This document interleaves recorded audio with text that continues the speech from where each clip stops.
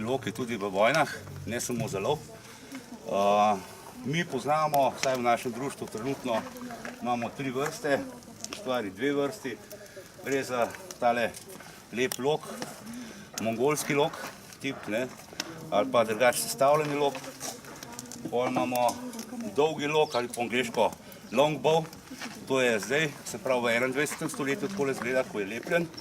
No, dočim, tale lok je pa čist tradicionalen, se pravi narejen iz enega kosa, iz tise, nič lepljen, in bom tudi s tem nepol pokazal, kako se strelja.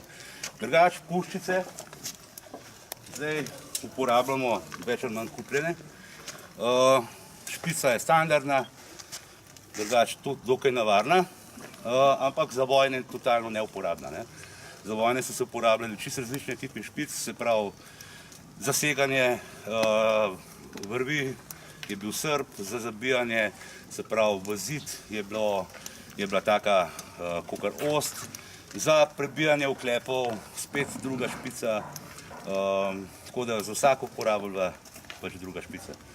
Zdaj, kako se strela, meni je to čisto preprost, se pravi z levo roko, včasih so bili vsi desničari, pač stegneš roko, se pravi desni komolec je v višini ramena, pol pa samo do obraza.